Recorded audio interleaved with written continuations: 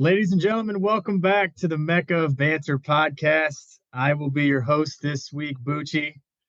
It's been a few weeks since I've been in the booth, but let me tell you, it feels good to be back. Cheers to the fellas for letting me host this week, man. Let's start with some introductions. I'm going to send it over to the number one assistant high school soccer coach in the state of Missouri, Connor Sandobri. How are we doing today? Soon Jefferson County assistant coach. I'm doing good. I'm doing good, fellas. Today I'm feeling Danish. So United finally signed a striker for the first time in a young striker, I guess I should say, in a decade. So feeling good. You know, we're just about a week left before the Prem starts up again. So we're finally getting back to full swing here. Happy to see you, fellas. Absolutely. We will talk more about the Danish wonder in a little while. Let's hear from the Gooner himself. Lucas, how we doing, sir? What's up, gents? I don't think I was here last week either.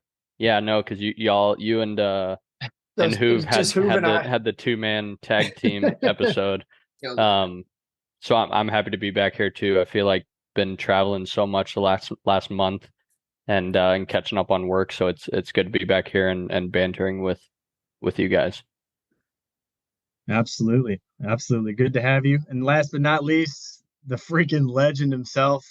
Guy's got the second best mustache in Missouri behind Daddy Wind.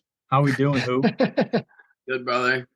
We're fresh off a bachelor party trip, so I needed some health in my life. We've been drinking water, but watched the boys. Thanks, man. Watched the boys go down last week. Lots to talk about. That's it. Absolutely. I'm sure you had quite the sugar rush on that bachelor party, huh? So many sodas, dude. So many sodas. Shorties. My man.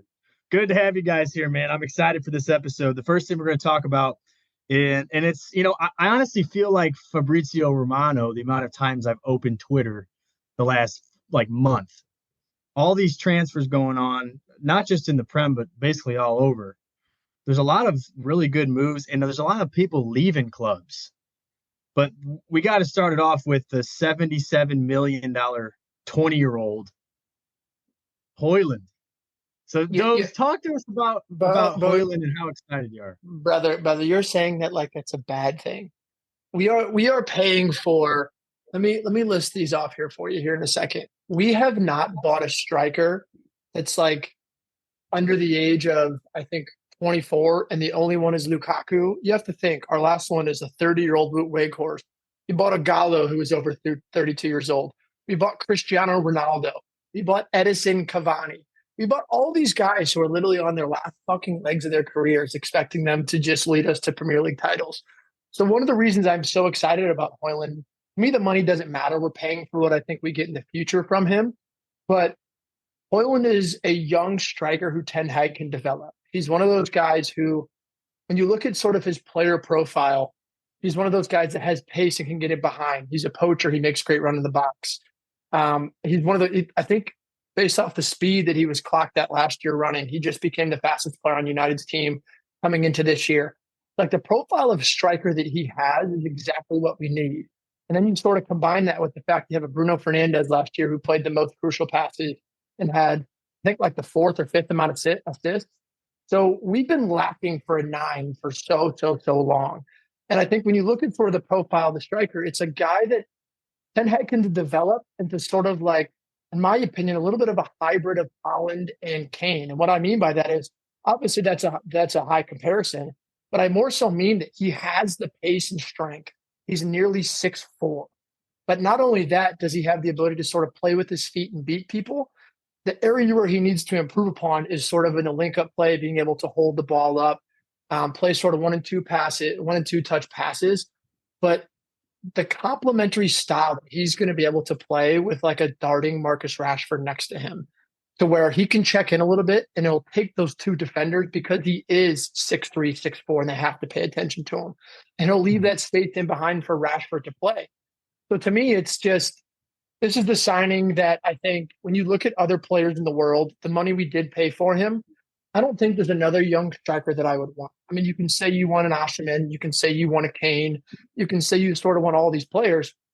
We would have to spend 100 million plus on an older striker that would 100% come in and score goals. And instead, we're building for the future and signing a 20-year-old who can come in and can develop and can learn to not only that, but like United was his dream. He's come out and said that United was his dream to play. He turned down PSG. There's rumors of another Premier League team that came in for him. My best guess was Chelsea, and he said no, he only wanted United. So to me, this is like the perfect signing to just sort of kickstart this. But I think the thing is like the last striker we bought was a Wout Weghorst, and he scored 2 goals. So basically, if he scores 3 goals, it's progression. So I'm super excited. I'm super excited for the move. Just hope the kid doesn't get too much pressure too early, but I'm pumped for him. Absolutely. No, I mean, and I think when I was texting you guys the other day, like at first I was like, man, 77 million for a 20-year-old, who hasn't scored more than 9 goals in a season in the league. But when you look at the bigger picture, I do see your perspective on it. It's like, well, you're building. This gives Ten Hag his first chance to actually build instead of go buy a 34-year-old striker, which United has done with Ibrahimovic, Ronaldo. They've done it in the last 5 years, 2 or 3 times, right? So now you can actually have a future with this kid. He is highly rated, so I mean, you should be excited. He's leading World Cup qualifying in Europe in goals.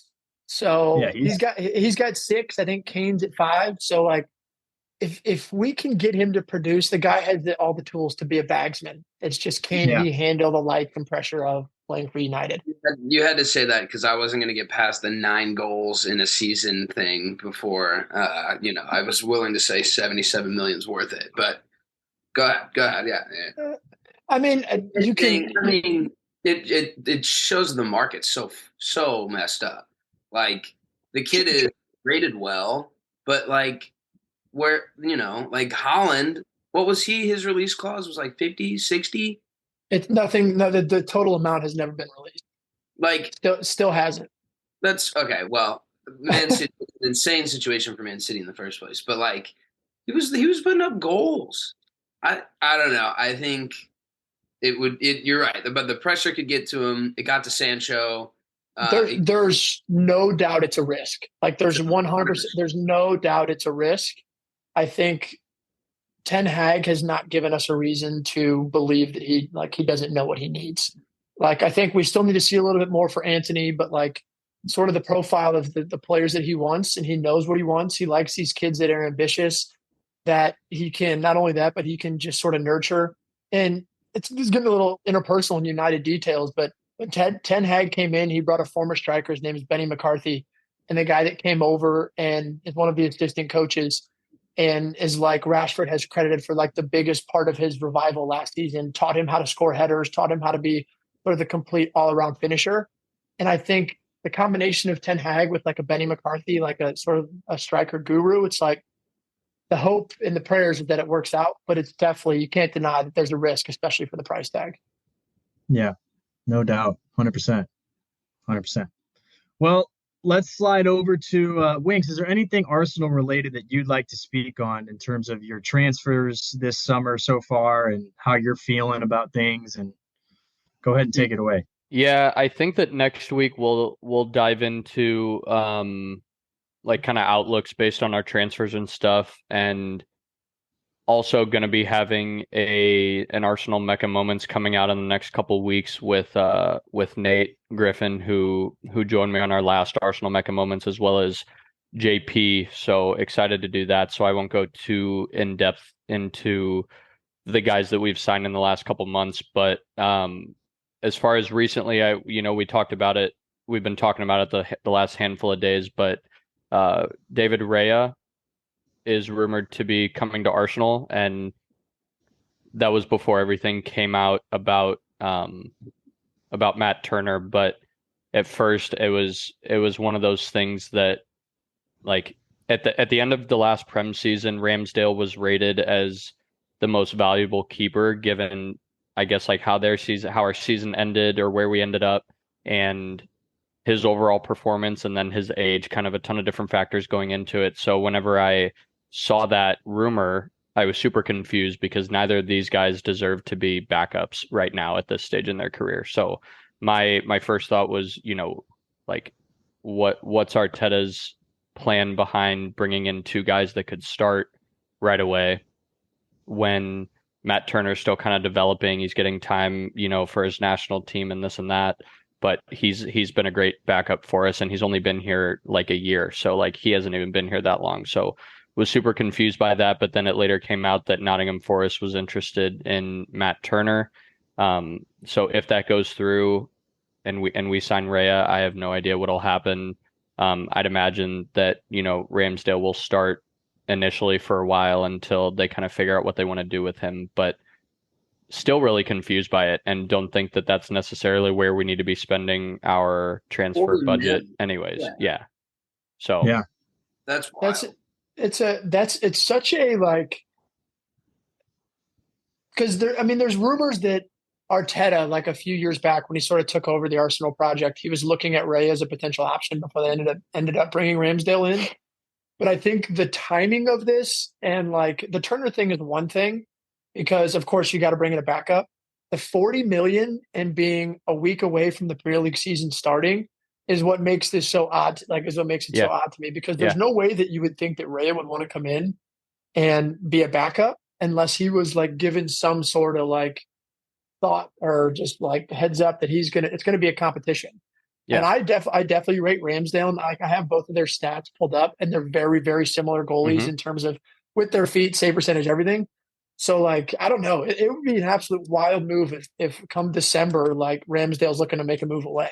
Yeah, and the only other thing I can think about is we've talked with all of our teams about depth specifically, but not really in the sense of that position specifically. But obviously we're going to be playing more games this year, Champions League football as well. So not that goalies are typically ones that you rotate in and out between your bigger Premier League games when you play your dogs in Champions League games, but like if we're going to sign him, I would feel much more comfortable putting Rhea in for a Champions League group stage game if we have to, or in a Premier League game while Ramsdale plays in the Champions League, and still having that same amount of confidence of somebody in net, versus Turner, who, like I said, has been great for what he's done. But obviously he's not at that level yet. Who knows? It's weird. Yeah. I hope he goes to Nottingham, Turner. I think that'd be a great move. Yeah, no, and that's the other thing. Like we all love him, so it'd be cool to, it'd suck to see him leave, but it would be good for his career to be able to start playing, getting more minutes and developing outside of the games that he's playing for our national team. I hope that doesn't happen, because that means Dean Henderson isn't getting sold, and that means we're not getting that fucking money. So like the moment I read that was the first thing I thought. I was like, fuck, Dean Henderson's going to stay. Yeah. Well, I mean, it's between those two. Yeah. For Nottingham, so who knows what they're thinking. I don't think I've read anything that's clearly stated whether or not they're going for one or the other more. We'll see. Yeah, 100%. Hoove, anything you want to add on the Tottenham? Bayern are still lowballing us. I guess they had meetings today in London, and valuation was still about 20 to 25 million off, which okay, I'm good with that. I guess, sure. Like there's an aspect of me that wants it done. Did that 20 to 25 million come from winning the Tiger Cup? He like wins a trophy and it's just like value. That was exactly. T-Grey Cup. Yeah. I think he shouldn't go for less than 100. I'm very okay with him going for 100-ish, and it sounds like they submitted a bid last week or whatever. It was like 80, 85 plus add-ons. So I think there's something in me that also wants the right price and not wants to just, it's not like Daniel Levy to just roll over in a negotiation. So, yeah, I think he goes still. I think he may even start the season, but it's just like, let's get it done. Like Postecoglou's come in and more or less said that he wants a fresh slate. He wants to start over with everything, including Harry Kane. There's no need for him to include him in his plans if he's not going to be there. But, just the way that the trainings roll and the system rolls, if he needs to go, then go. Because the alternate point of that is that he stays and leaves for free, and then it's even worse. So, yeah, other than that, bunch of just stalled rumored deals. Lewis? Huh? Lewis? The other owner? Oh, yeah. Yeah, Joe Lewis. I was gonna say, can you get the Kane deal? Kane deal done when one of your owners is in prison. So give everybody a little bit of background on what's going down there. So Joe Lewis, and to all of our disappointment, is not actually a current owner of Tottenham Hotspur. So he was a former owner of ENIC, which is the ownership group of Tottenham. Daniel Levy's just a percentage owner and chairman. He was financially the guy, and I guess he gave his percentage ownership to his daughter in October of 2020. Oh, I saw this. That's right. Yeah, I saw this. So unfortunately, you and myself, they cannot freeze assets. It's not going to be a forced sale. Realistically, nothing will happen of that. But yeah, he was indicted on multiple insider trading allegations in the Bahamas, which is where he lives. He was brought into New York, flew himself up, and he's going to jail. So yeah, there was a lot of really fun speculation there for like 2 days. Tweets were hilarious, dude. The tweets were so funny. Twitter was on fire. It was so awesome. I texted you guys. He said, Dove said something like, "You guys know keep Kane," and I was my mashallah brother. We are going to be closer to Allah, and Mbappe is going to join us. Like, so there won't be a Saudi sale or a Qatari sale, I imagine, which was pretty much the root of all we all wanted to happen with that. But yeah, pretty wild for, your owner that you knew for so long to just go to prison. But I'd still rather have him. Dude, I don't know. Yeah, maybe. There's nothing else going on in the transfer world. Talks are stalled with everybody. Tabsoba, Mickey van der Ven. I haven't even heard any other rumors. So Maguire doesn't seem all that realistic if it's been brought up, but like there's not been anything advanced in that. West Ham submitted a bid. So, I mean, nothing that scares me yet. I don't know. Yeah. Still lining up with Dyer, Sanchez, and Ben Davies at the back. So good Lord, bro. Oh my God. It's the life I live. It's like Liverpool's midfield. Same reaction. All right. You know what? I wasn't gonna get hot tonight. How can you in that cutoff? Now I'm steaming. No, but hey, who you got to think too? Like Harry Kane goes for 100 million. That could rebuild your team if Daniel Levy's plays it right. So he's got to play his cards right here. But yeah, then he's buying Maguire. As you could say, he's buying Maguire. Yeah, maybe. I think I mentioned it last week when it was the Dubs and Hoops special. But we've done this before. We sold Bale. He's the most expensive British player, most expensive player at the time of all time. We bought 7 players, and the only one that you've heard of is that guy that plays. What's his name? Christian Eriksen or something? Yeah, that guy. He was the only player that panned out. We bought 7 guys, and every one of the other guys was mid. So it wouldn't really even surprise me in the slightest to get this money, blow it, and then be in the same place we are next year. Yeah, 100%. I agree. What about you, Bucci? Yeah, I was gonna say, like on a Liverpool front, we had two players leave the club in the last 3 days. As you guys know, Jordan Henderson is on his way to Saudi Arabia to join up with Stevie G, and then as of 3 hours ago, Fabinho was sold to Saudi Arabia for 40 million. I talked a lot about this on previous episodes. Fabinho was a big reason why we did not make top 4, in my opinion, because he declined so much in 1 year. He went from being probably top 3 to 5 defensive mids in the world to being a absolute clown. The world? Oh, stop, bro. He didn't even top 4 in the league. Yeah. The world? Hey, two years ago, name 5 defensive midfielders better than him. that's not a position that I can sit here and spit off. But I'm not going to agree with that statement. Bro, I would say I'm thinking in my head. I would say Conte, Busquets, Casemiro, Rodri. Yep. Let me think. 2 years ago was Fabinho. Was that the year you guys won the league? Yes. No, you didn't win the league. Dog. 2 or 3. He was a dog. All right, I'll get you a fifth here soon. But that is the most disrespectful statement you've ever said.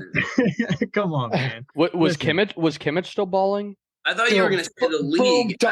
Boom, done. Kimmich. Yeah. Fellaini's better, bro. All right, top. Fellaini. Yeah, top 3 in the league, man. Oh my God, we backed that one switch off. Doors. But on a serious note, we've gotten rid of the dead weight, and now all I'm going to say is the ball is completely in Klopp. It's in his court. We need 2 more midfielders to come in, just so we have a solid 6 or 7 guys if guys go down injured, which happens at every team in the world. I know we're still extremely close to get Romeo Lavia from Southampton, who's 18. They want 50 million, so I don't know how that's going to play out. But him alone's not going to cut it. We got to replace Fabinho. Henderson needs to be replaced as a squad player, so it'll be interesting to see what Klopp does here. I don't really know much about who he's looking at. We're not going to get Thuram from Nice. He's not leaving, which I was kind of sad about because I think he's a dog. But yeah, I mean, that's about everything Liverpool-wise. It's just people leaving. We haven't really brought anybody else in since the last time I spoke. But I don't want to get too juiced up. I'm going to save my stuff for next week because I know Dove's over there laughing. He's ready to go. Hey, hold on. I need to hear his name. How concerned you are, bro. Szoboszlai. Szoboszlai. No, I got it. Szoboszlai? Sure. All right, Butchie. Tell me how concerned you are, because what I mean by that is you have lost. Not only you forgot to mention your most fit player, James Milner. You've also lost Ox, and you've also lost Keita. So Fabinho, Henderson, Wijnaldum is another one that left as well. So you're replacing him with, you haven't signed him yet, but let's say Lavia, Szoboszlai, McAllister, Jones, Thiago, and Elliott. You're replacing essentially 4 to 5 physicality monsters who were built to play a pressing style, who were built to go balls to the wall. And your replacements for that are fucking Jones, Thiago, Elliott, McAllister. You know what I mean? It's Klopp's style is like a heavy metal, press the ball style. The players you have signed don't seem like that. Yes, I've seen that Szoboszlai is fit as shit and stuff like that, but that's not even taking into account that Jordan Henderson was Jurgen Klopp on the field. You know what I mean? He was the leader. He Liverpool went as Henderson went. Fabinho was the same way, and you guys were successful. You're sitting here calling him 2 years ago. What did you call him? The best defensive midfielder in the world? I think I just quoted you. And it's 100% completely polar opposite. So, I think the players may turn out to be good, but it's stylistically, it's you're buying some guys who ball on the ball versus guys who are physicality beasts and like to play that pressing style. Yeah, no, I do see your perspective, and you've got a point. I will say you're forgetting one person. We're going to move on quickly, but you're forgetting one person. Trent as an inverted fullback. The best midfielder in the league this year is number 66. And he's another one of those who's terrible his physicality is terrible. But bro, that midfield going against Casemiro as a center defensive midfielder, which one of those fuckers is going to try to stand up and bully Casemiro in the midfield? Or a Rodri, or a Thomas Partey and a Declan Rice. I'll tell you, none. I'm not afraid of Mason Mount. He has more physicality than all those players. Mason Mount has more physicality? Bro, that's what he's known for. He's known for being that feisty little pet. Bro, I'm hot. Bro, I'm hot. You still haven't given me your solution. That jacket I just ordered you, I'm ordering you a medium. take it back. When you finish 12th, I'll be getting 2. I'm just kidding, bro. No, but you've got a point. Like, we do need to bring in a few more guys, and I don't think I'm concerned. I'm just curious as to see what does Klopp want to set up with? What kind of team does he want to build? Because obviously he's rebuilding an entire structure of a midfield. All the guys you named were there for years, won every trophy. Like crucial pieces to success, Yeah. So, but we had to start with those players 6-7 years ago. You know what I mean? So it's the same question that could have been asked many years ago about that. So we'll see what Klopp's got in store. But at this moment, if I had to give you a grade, like a letter grade as to how concerned I am, A would be like, I'm scared shitless. F you is could just done numbers, man. Whatever. F is like F is teacher. Like F is like not even worried. I'm at like a 69.47%. So I'm at a D plus. Okay. Love that. So I'm like not quite, you know what I mean? I'm not that worried right now. All right, we're gonna move on from transfers. We're about to get it's about to get a little feisty up in here, people, because we're gonna talk about STL City and the shit show of a game that we had to witness 4 nights ago. And I know that you fellas have been waiting to pop off because I'm ready to pop off. Look at my eyeballs, man. My freaking pupils are fluttering right now. I'm ready to go. Okay. Tell me, America comes in. We get a home game. It's a must-win game, by the way. We had to win that. And not only did you guys were all there, not only did we lose 4-0, we got walked out of our own stadium, brother. Yeah. I'll start with one, probably the only positive I have from that night was that Lowen played a full 90 minutes since his injury. Regardless of whether we got thrashed or not, I think that was a step in the right direction for him, and we need him out there.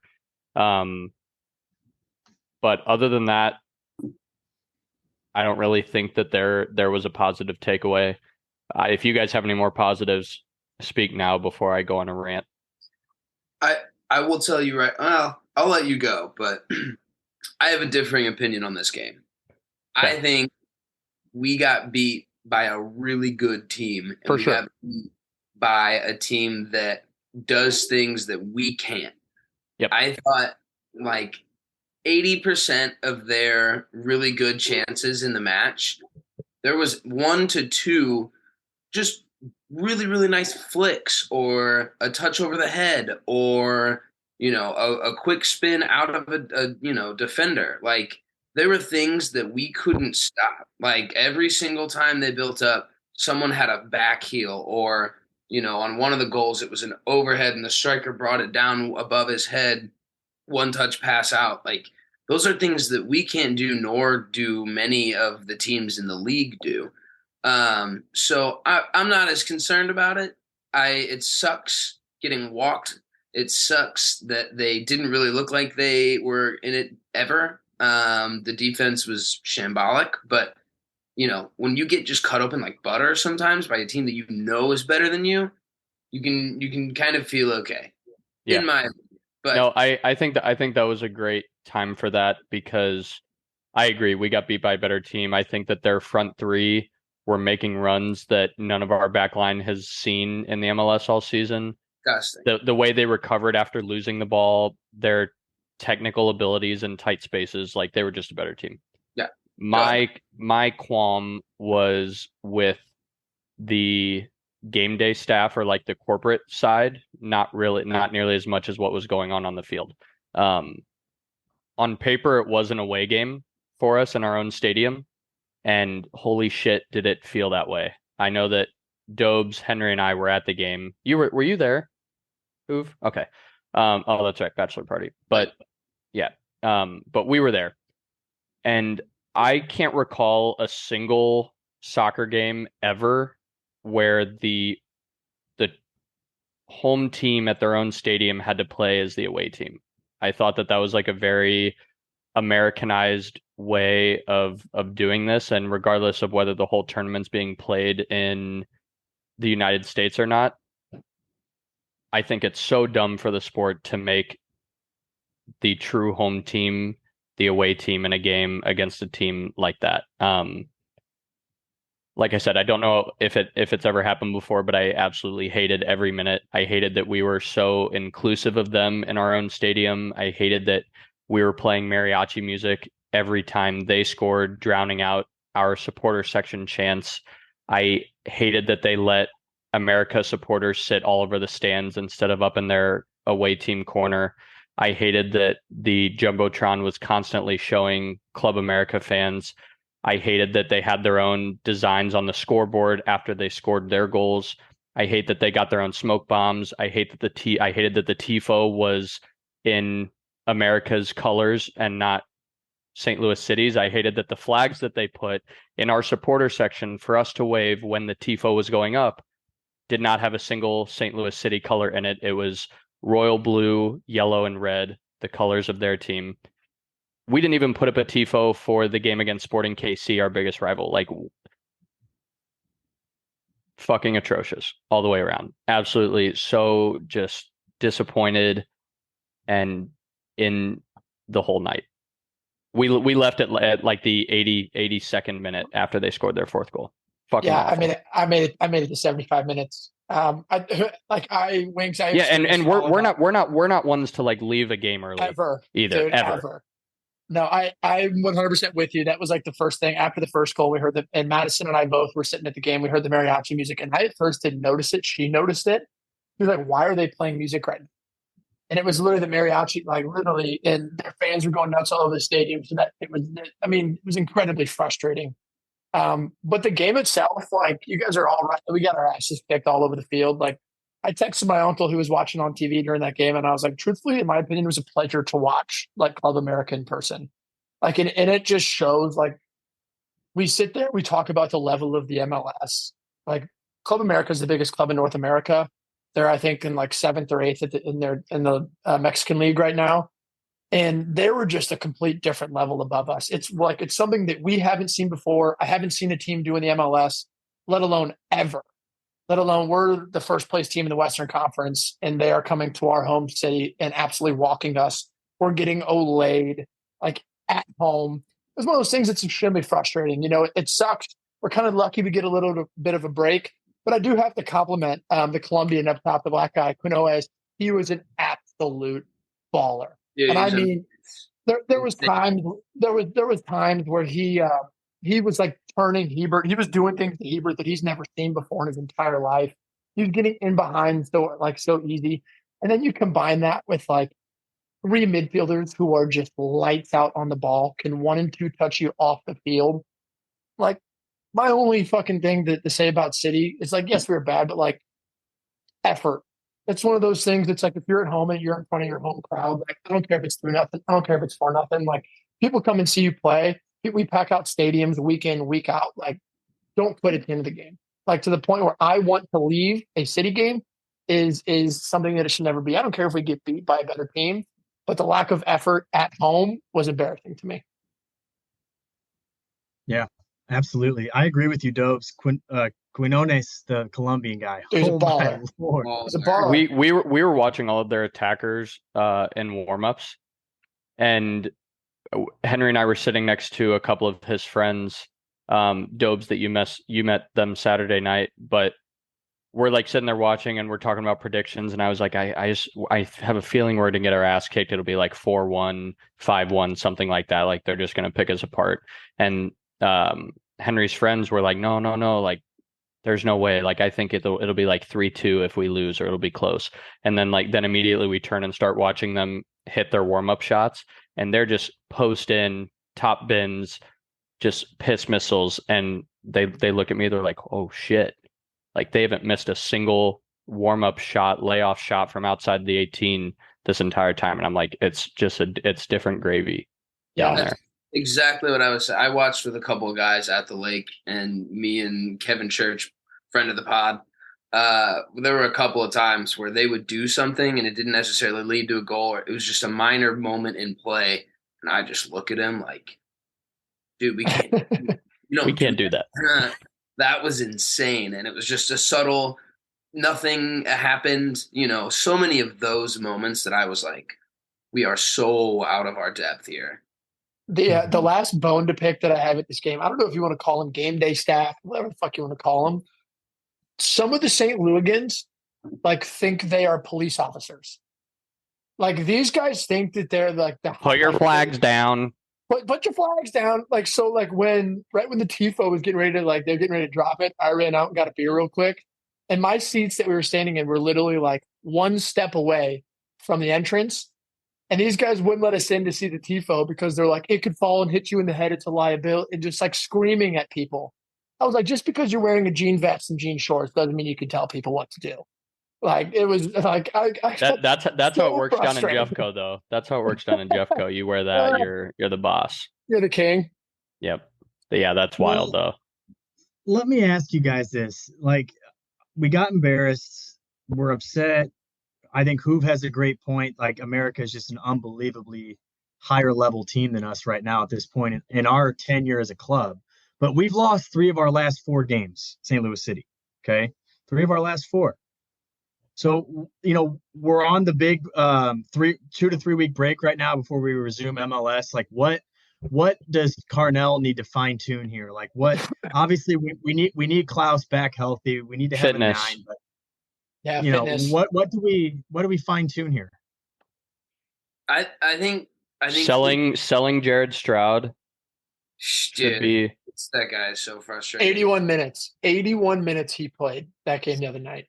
That's another thing. So sorry to go on another tangent. Like I said, I didn't have a lot of good things to say about that game I wanted to talk more about the experience versus what we saw on the field. But so many times we play a 4-2-3-1. Stroud was on the left in that attacking midfield 3. Yep. Maybe once or twice. Right. Maybe once or twice throughout the whole 81 minutes did we see him actually play his position offensively or defensively. If the ball was on the right side of the field, he's playing well past half on the right side of the field in the upper midfield. If they're holding the ball a ton, he's supposed to track back on that left side. And one of the goals, it was the first or the second one, he started to track a guy back and we watched him stop right before the attacking third and just sat there and watched, and then his guy ended up running in and was the one who scored. I hate watching him so much. I don't know what you do at that point.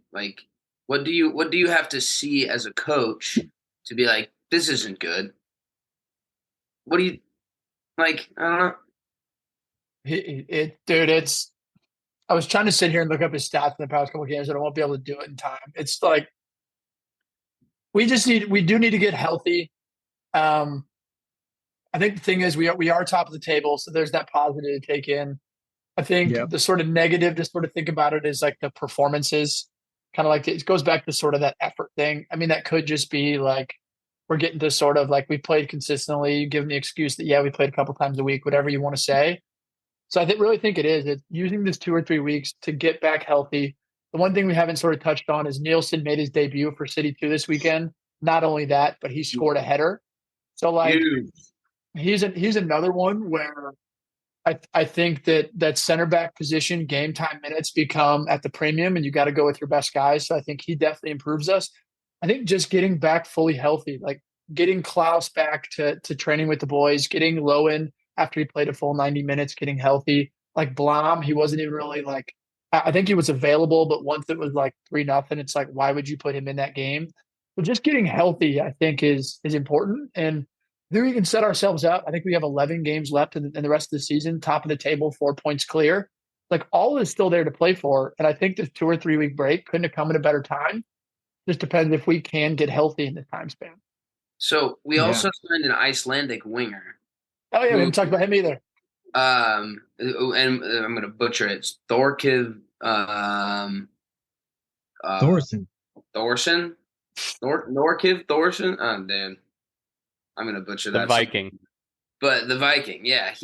So I'm hoping that he plays on the left side predominantly as a winger, so can invert, likes his right foot.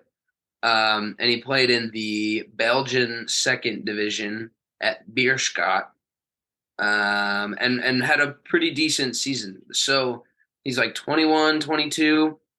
I think hopefully that's where we're finding a replacement for my man Jared. If we're going to play that style of system and use him as a high attacking midfielder, maybe this guy tracks a little bit more, or maybe he just is dangerous in the final third, which Jared has not been ever.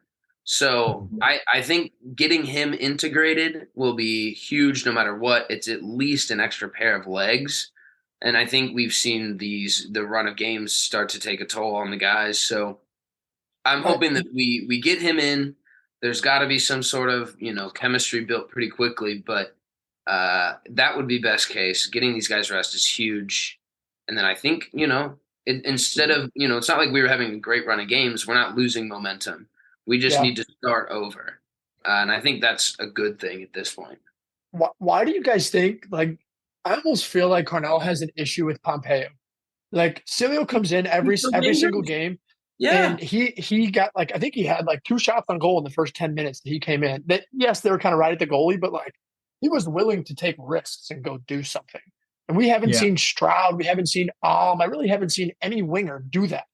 But yet Pompeo seems like he only starts once every 3 games. So it's confusing to me. But I hope that this Icelandic guy just comes in. From the highlights I've seen, he's not scared to take people on. He's not scared for 1v1s. He likes to get in behind. So maybe he can come and put some pressure on Stroud, and maybe Stroud can show up. I doubt it, but more competition is always a good thing. Yeah, absolutely. No, we'll see what kind of adjustments City makes as the season resumes on August 20th. We're quite a few weeks away from that, which is going to be hard for us because, we don't have any City games for the next 2 weeks, and Prem doesn't start till the 13th. So, we're going to be just sitting here watching nothing. But it's all good, baby. It's all good. Let's transition real quick into friendlies here. So we've talked about transfer, we talked about City. I want you guys to give me your biggest takeaway from your club in the friendlies that they have played this summer in the last few weeks. Let's start with Hoove. Let's start with Tottenham. What's your biggest takeaway from Spurs right now? One of my biggest issues is they played 2 friendlies thus far, and they were both at 4 a.m. So I didn't really get a ton of content or watchable information to pull from this. They got one more against Shakhtar. They had one canceled in Thailand, and then Roma's team got sick or something, and then they canceled that one too. So there's not a huge sample size. What I have seen, I'm excited about Manor Solomon. I think he looks like the electric type winger that Postecoglou is, known for having, that Jota guy at Celtic. I saw a lot of that. So super quick, super technical, 1-touch, 2-touch, in and out of spaces. I liked him. I don't have anything much else on the keeper. Richie had a hat trick against the Korean All-Stars. So, goals are good. I truthfully just don't have a ton. I've been excited about Manor Solomon. Nothing else has come in. Matters hasn't scored any free kicks. I've heard he's looked good in that position, but I can keep mine light, Yeah, absolutely. No, and it's hard when you've only. Yeah, the style that he's brought in has been cool. We went from having none of the ball last year to the 2 preseason games we played. One of them was against West Ham. They had 73% possession with 480 passes, and it's push the ball forward, which is a nice change of pace, but there's not been anything really drawable outside of that. Yeah. Totally get it, man. Let's go over to Arsenal. Winks, what are your thoughts on the friendlies? Yeah. I think rotated lineups kind of throughout the whole thing just to get guys minutes, but I think that we're building really well as we approach the season. Leandro Trossard is the real deal. I think that we know Saliba and Saka and Gabby Jesus and those guys are, but Trossard has had an unbelievable preseason, netting 2 against Barcelona at SoFi, Stan Kroenke's home turf of all home turfs. I don't know. Like I said, I think we're building well, and I think he's slowly starting to figure out who's going to mesh well collectively, and we'll see what happens. I also think that I didn't watch all of the United game, but I watched most of it. Watched all the Barcelona friendly, and then obviously the MLS All-Star game. But I think we have a much bigger. We have way more support in the United States than I originally thought we did. I thought that the United States was majority Manchester United, and it's not even close. But I feel like in all the friendlies that I watched, there were just Arsenal jerseys all over the place. So that was cool to see too. But yeah, short and sweet. I think it's going to be a good year. Yeah, big win over Barcelona for you guys, man. In that friendly, 5-3, 8 goals. That was fun. That was fun to watch. Physical too, man. Araujo, yeah. 2-foot tackling Jesus less than 5 minutes into the game. I was like, this is not a friendly. 100%. But and then let's slide over to Dobes with Manchester United. They did play last night. If you want to talk about that game against Dortmund, or if you want to talk about the Real Madrid, whatever you're feeling, bro. What are your thoughts? I mean, preseason's been preseason. Like we've seen so much squad rotation, which obviously you get. I think my biggest positive coming out of all the games, and yes, I know he's only played twice. I've just been watching Onana.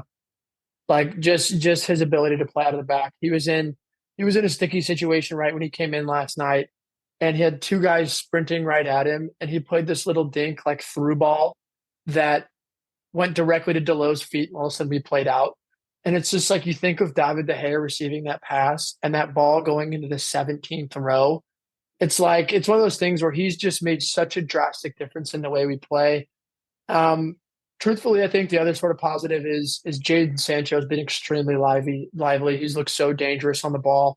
He's sort of been playing this false 9 role that I'd be interested to see if he can play. The Prem has a lot of sort of big center backs that I don't know if he necessarily fit.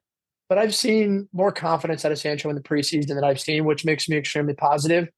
But truthfully, to think about it, we've lost 3 out of 4 games. I think the worry for me is the drop off from Varane and Martinez. We still saw last night, Harry Maguire is the 4th rated center back. I still rate Lindelof. Lindelof made a passing mistake last night. I still definitely think that Harry Maguire is potentially not a terrible 4-string center back. But then even last night, he made 2 or 3 mistakes that we're so consistently seeing. So as much progress that we've made in signing Mount and finally getting a 9 in, I think we really still need to sell Maguire and bring in another center back or something like that. So, I mean, it's very tough to judge preseason, but if I'm going off the eye test and some of the games to see, it's we're still missing some quality in some important spots in terms of depth-wise. But then again, it could just be preseason, so I don't know. Yeah, like you said, preseason is the time to fine tune the mistakes, when they're flowing. But I would say for Liverpool, biggest thing, I'm gonna keep it short. Biggest thing, we've scored 12 goals in 3 preseason games. You know what I mean? So, the goals are flowing, and Darwin Nunez has 5 of those 12. If you can keep playing low-level German teams and championship teams. To be fair, that's where you'll be traveling when you guys are in the Europa League. True. You know what? That was actually pretty good, bro. You set me up for that one. I did, and I got no comeback for it. Touche to you. But Darwin has goals in 12 games, or in 3 games out of the 12 goals we scored. So I'm pretty excited to see if we can get good. I'll talk more about that next week, but. That's my bright spot is the amount of goals we're scoring. So we'll see what happens. Let's slide over real quick. You guys ready for this little factor cap? Hit me. A little factor cap Let's joint. do it. All right, here's what I want you guys to do. All right. I want you guys to think about your club, and I want you to take 5 seconds if you need to. Pick the best midfielder from your team. The best. Dobes, I already know yours. Winks. Pick your best midfielder from Arsenal, and Hoof, pick your best midfielder from What is this? Tottenham. What is this factor cap right now? Just wait, bro. Just wait. That's gonna be juicy. Just wait. Fabinho is better than all 3. Yeah, I was gonna say 2 years ago they're better than Fabinho. So you've got your best midfielder from your club. Okay. I want you guys to go ahead and say it. Dobes, who's your best midfielder? Bruno Fernandes. Okay, Bruno Fernandes. Winks. Martin Odegaard. Okay. Hoove? Matters. Okay. Just Now matters. I would agree with all three of you that you guys picked the best midfielder. And nobody on Liverpool I'm taking over any of those people. Nope. No, this has nothing to do with Liverpool. Okay. This has nothing to do with Liverpool. Okay. Now, I want you guys to think Manchester City's starting midfield three is De Bruyne, Bernardo Silva, and Rodri. Okay.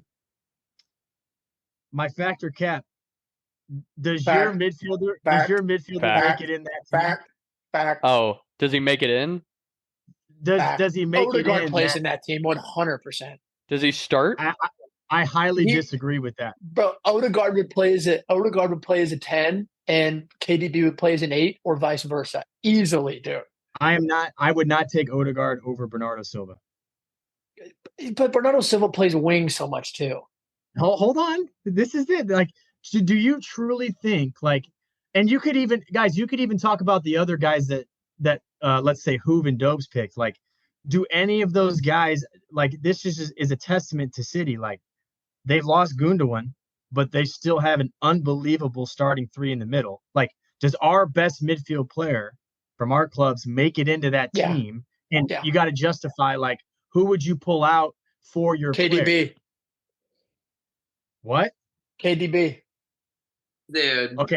I need you to build on this, bro. Give me some content here. Hold on. I think Bruno does start, not over KDB, but over Bernardo Silva, Kovacic. Bruno starts over Bernardo Silva most of the time when for Portugal as well. I think that Bruno does get in that team. I think that he plays as an 8, KDB plays as a 10. And that's just, you can do it statistically, you can do it however you want to do it. I definitely think he gets in that team. Okay. Winks and Hoove, would you agree with that statement for Dobes' pick here? I think it's wildly bold, but I don't know.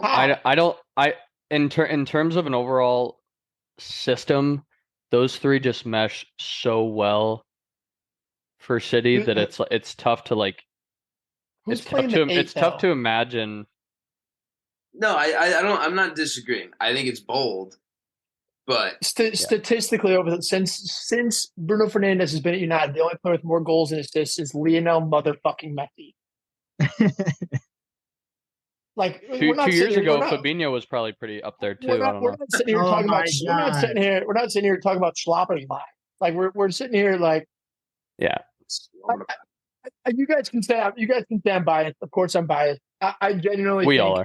And if I wasn't a United fan, I'd probably be saying absolutely not, just like you guys are. But I do think, from a United fan's perspective, I do think that there's a genuine argument. Okay, so Hoove said it. He kind of agrees. It's a bold statement. Winks, just give me a quick agree or disagree. I'll agree with you, Dobes. I think that Bernardo's getting up there in age too, and he's bound to start declining at some point. Maybe, who knows? They're both 28. Oh, true. Fuck. They're both 28. That's crazy, dude. I don't know. I just really love watching Bernardo Silva play, and I really hate watching Bruno Fernandes play. So I genuinely think I'm gonna say fuck you. He's not making it. I think Bernardo Silva, I think he might be the most underrated player in the Premier League. I think Bernardo Silva, he can play left wing, he can play right wing, he can play as a 10, he can play as an 8, and he doesn't stop working. He does not stop working. Yeah. He's unbelievable. I would give anything for him in the Liverpool red. Anything. Blank checkbook. I would say name your price. But that will never happen. You got Slobber's you're set, bro. Hey, ramen hair. So Dobes, I love you. I'm a disagree. I take Bernardo over Bruno, bro. So you got 2 disagrees and 1 slightly agree. Hoove, you picked Matters. Do you genuinely think Matters could get in that team over any of those 3? No, I don't know. I don't know if he does. I think the only scenario is if he does take Bruno and KDB slots down, but I don't think. I think it's like a Grealish situation. If City wanted Maddison, they could have got him already. They'd have him. Yeah, they absolutely would have just taken him. So while I do think he is a class midfielder, I think he rotates a lot and plays a lot of the weekend games while the Dogs play on the weekdays. But No, I do not think he starts in that team, nor do any of the Tottenham midfielders. Well, I'm starting to think Bruno doesn't. You're talking about fucking Bernardo Silva. Dude, I keep thinking about Bernardo Silva, and I'm like, oh, dude. I put him in like top midfielders in the world. Brother, that's why I love this segment and this idea in my head, because I was like, we've been talking shit to each other for the last week about midfields in the group chat. We've been roasting each other. I don't think he gets in. I mean, like, all right. Maybe is that inverted right winger role. Yours is the closest, I think, of all. That's fair. Well, I would agree with Hoove's statement that Matters does not get in. Dobes, Winks, would you guys also agree with Hoove? Yeah, but I do love Matters. Matters is a baller. Yeah. That's crazy. He'll be your best midfielder by far. Doesn't start on Odegaard. It's levels. Odegaard. Does he get in? Looking at trajectory and age, I think Butch, you said it about KDB potentially dropping to an 8 and Odegaard playing a 10.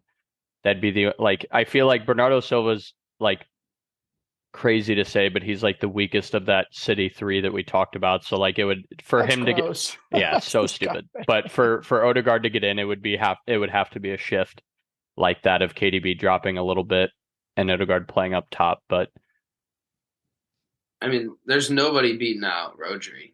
Exactly. No. We couldn't even count him in our like our best midfielder conversation. Yeah, that's why none of us picked our holding mids. Yes. But I don't think he does.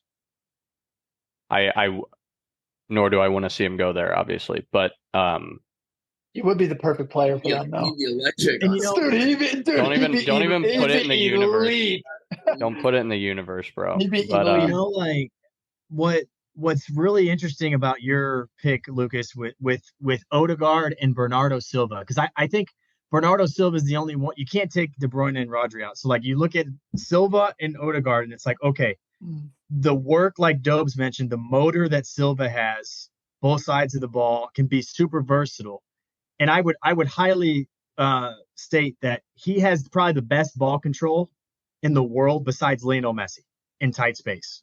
Like Bernardo Silva, his balance, he's like 5'6".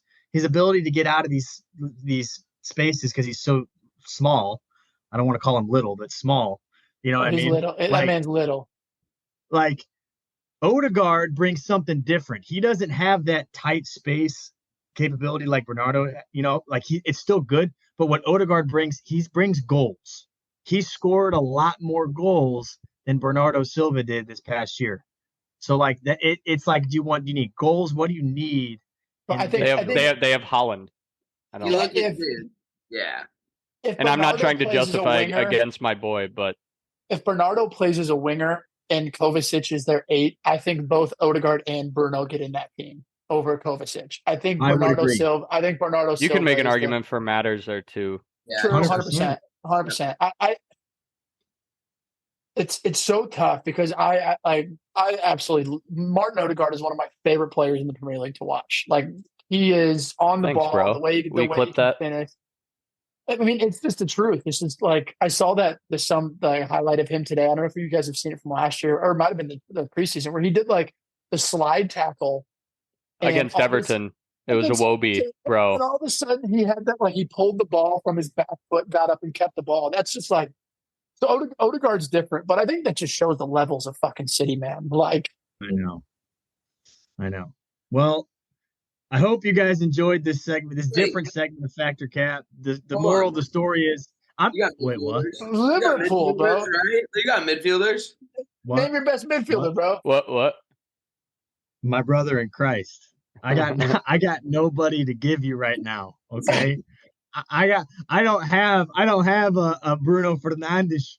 I don't have a Maddison and friggin' Odegaard here. Okay, I got Sloboslai. Okay, but if you had to pick, who would you say your best midfielder is right now? He hasn't seen him play. Trent? Can I include Trent? Sure. I call him a center midfielder. Does Trent get into City's midfield? It's close. What's crazy is I can see Pep making that happen. It's close, fellas. Trent, most assists in the Premier League in the last 5 years of any defender by a mile. The second place is Robertson. He has midfielders. Like 40. We're talking about midfielders. I know. I'm saying he has like 40 plus assists in the Prem in the last 5 seasons, and he was playing right back. Imagine if he was playing center mid. He wouldn't be making the same runs that he's making as a right back. Imagine Erling Haaland as his 9. Let me ask you, I don't see it. No, I don't think Trent's getting in. No, I'm gonna say no because I think the only spot you could put him is a defensive mid, and he's not getting in over Rod. Nobody's getting in over Rodri. Declan Rice, nope. Basuma, nah. Nope. Casemiro, hold my water. Bro, Fabinho, maybe. Casemiro could play a 6 and Rodri is an 8? That's disgusting.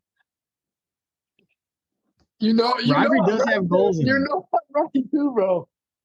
That's got a screamer. That's true. He can hit a ball. But no, Trent's not getting in. I think we're all going to move on from that. None of you guys are agreeing or disagreeing with my statement. Hope you guys enjoyed that.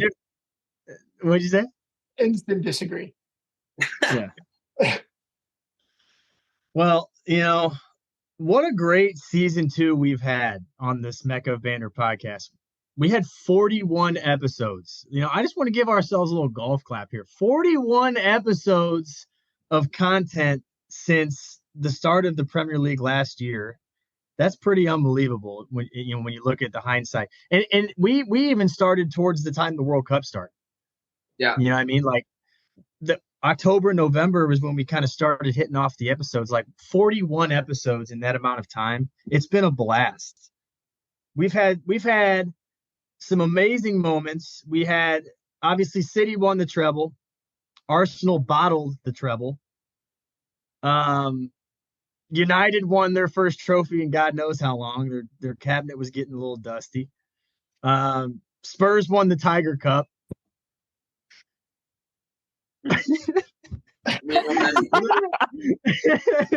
Find something else, brother. Lionel Messi won the World Cup and cemented himself as the best player of all time. Liverpool, we didn't make Europe, or we didn't make Champions League. It's just Bellingham to Real Madrid. All these transfers going on. It's been so much fun. We've covered all this stuff. It's been so much fun doing it with you guys, man. And if I want you guys real quick before we sign off, if you had to pick your favorite moment from the time we started season 2 till right now, ending season 2, what's your favorite moment that you had? Ball and hole. Off the rip. What'd you say? Ball and hole. Yeah, you know exactly when you said that too. The moment that you said that, I was crying. That might be my favorite moment, dude. Oh. I will say I've seen Dobes laugh pretty hard for a long time. That was probably the hardest I've ever seen Dobes laugh in my life. That or all of us talking about Messi, I think, for sure. Yeah. Winks, do you have a favorite moment from season 2?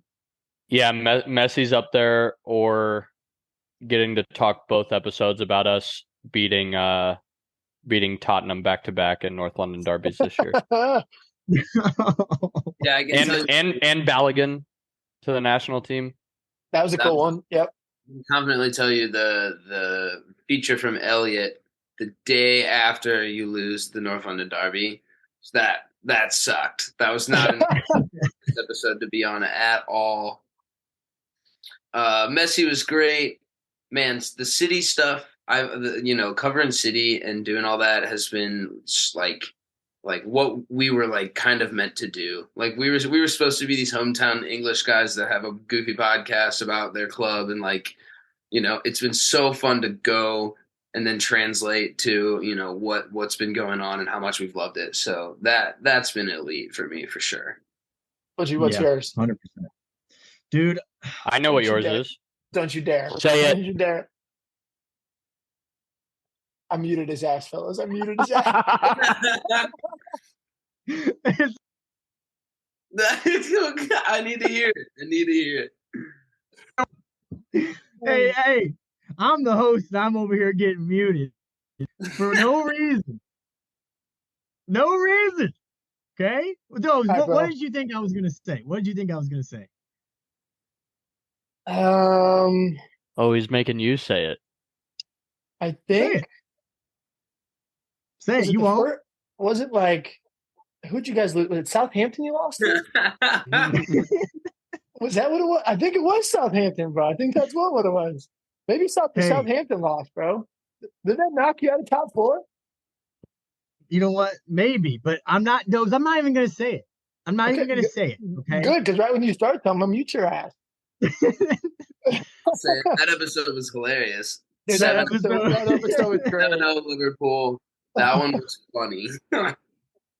Oh my gosh. That was a really good episode, bro. It in the Raptors.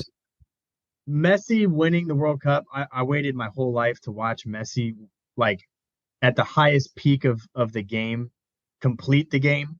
And we were all together to watch that, which was awesome. So that's up there. But one of my favorite moments, and this is one of the hardest that I've laughed in a long time, was when Hoove interviewed the horse outside City Park.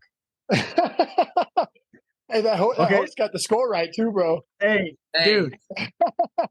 This man Hoove had a few sodas in him. He's doing live street interviews, and he interviews what do you call those horses? Clydesdale.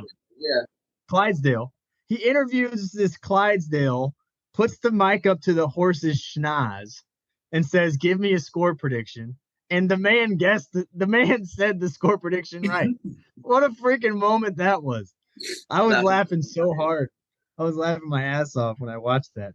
But no, so many great memories. And we're going to go ahead and close out season 2 right now. On behalf of all of us, we want to thank you guys for, tuning in every week and riding out this season 2 wave with us. It's been an absolute blast, a hell of a time with the fellas. We've got some juicy content coming for you guys in season 3, some new things we want to try out. Hopefully some more great interviews with some other people coming up. So on behalf of the Mecca of Banner podcast, we're signing out season 2. Fellas, Cheers. It's been real.